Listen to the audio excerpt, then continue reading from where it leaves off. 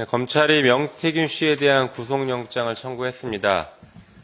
그러나 김영선 전 의원과의 정치자금법 위반 혐의만 적용했을 뿐 김건희 여사나 윤석열 대통령과 관련된 혐의는 모두 뺐다고 합니다. 예정된 수순이고 전형적인 꼬리 자르기 그리고 윤석열 정권 보호 조치가 아니냐라는 비판이 나오고 있습니다. 명태균 씨는 검찰과 플리바게닝을 했을 수 있었겠지만 결국에는 검찰에게 배신당하고 후회만 할 것입니다.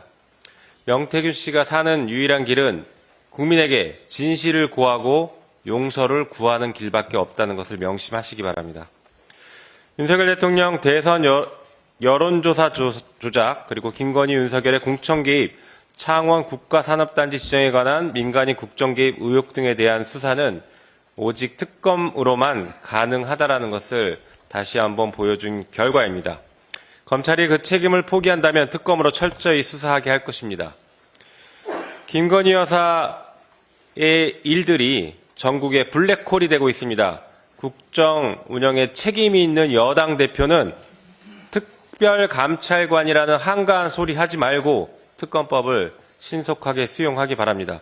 그렇지 않는다면 대통령과 국민의힘은 동반 몰락할 것입니다. 한동훈 대표는 하루빨리 미몽에서 깨어나길 바랍니다. 최근 윤석열 대통령이 지난 대선 당시 불법 선거사무소를 운영했다는 의혹도 보도가 되고 있습니다. 강남 가로수길에 위치한 화랑 3층을 선관위에 신고도 하지 않은 상태에서 임대료를 지급하지 않고 불법으로 사용했다는 것입니다. 이러한 의혹이 사실이라고 하면 사전수뢰죄에 해당할 수 있습니다. 공무원이 될 자가 뇌물을 먼저 받고 사후에 공무원이 되면 사전수뢰죄로 처벌받습니다. 이것은 윤석열 전 대통령이 서울중앙지검장 시절에 이명박 전 대통령을 기소했던 범죄 형태였습니다. 불법 선거사무소를 공짜로 사용한 의혹이 있는 윤석열 후보가 당선 직후인 2022년 3월 건물주 남매 중 한 명인 김용식 씨를 대통령 당선인 비서실 직원으로 채용했습니다. 한편 건물주 남매 인수위로 채용했고 또 다른 건물주인 김방은 씨 같은 경우에는 2022년 7월 청와대 관리 활용 자문단으로 위촉했습니다.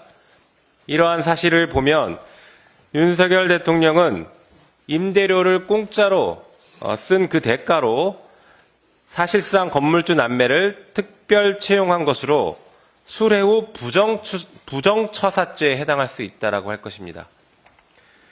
지금 말씀드리는 이런 내용들이 실제 사실이라고 한다면 이것은 대통령이 직접 뇌물죄를 저지른 것으로 여지껏 나온 그 어떤 범죄 유형보다 가장 심각하고 가장 직접적인 대통령 탄핵 사유가 될 것이라고 할 것입니다.